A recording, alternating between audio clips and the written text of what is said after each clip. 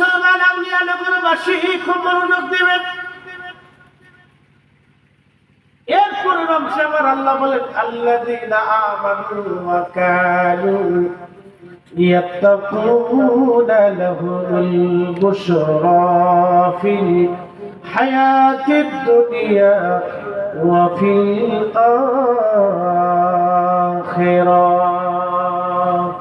কখনো তোমাকে যদি ভুলি,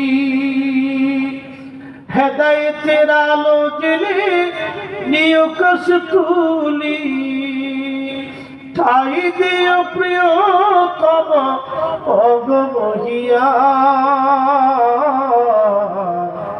তুমি রহমান, তুমি মেহেরবান, অন্ধ গায়ে না শুধু তোমার গুণগান, বুঝেও বুঝে না তবু শান।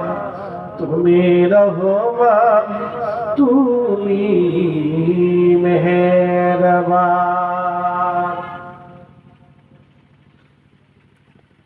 আউলিয়া নগরবাসী মনোযোগ দিয়ে শুনবেন। এই জন্য সাতটা ঈমান যদি না থাকে তাহলে সে অবশ্যই ওলি হতে পারবে না।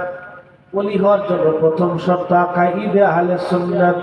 যেই আকিদায় হযরত গাউসে পাক ঘুমিয়ে গেলেন, যে আকিদায় হযরত খাজা বাবা আজমিরি ঘুমাইলেন, যে আকিদায় হুজুর বাহাউদ্দিন নকশবন্দি বুখারী ঘুমাইলেন, যে আকিদায় হযরত শাহজালাল 360 আউলিয়া ঘুমাইলেন, যে আকিদায় হযরত মুজাদ্দিদ আল ফসানি সিরহিন্দি ঘুমাইলেন, যে আকিদায় কুতুবউদ্দিন কাকি নিজামউদ্দিন আউলিয়াগণ ঘুমাইলেন, যে আকিদায় লক্ষ লক্ষ ওলিরা ঘুমাইলেন, চার মাযহাব চার তরিকা সব উলামা ফুদালাগণ যে আকিদায় ঘুমাইলেন, সে আকিদার নাম আহলুস সুন্নাহ ওয়াল জামাআহ।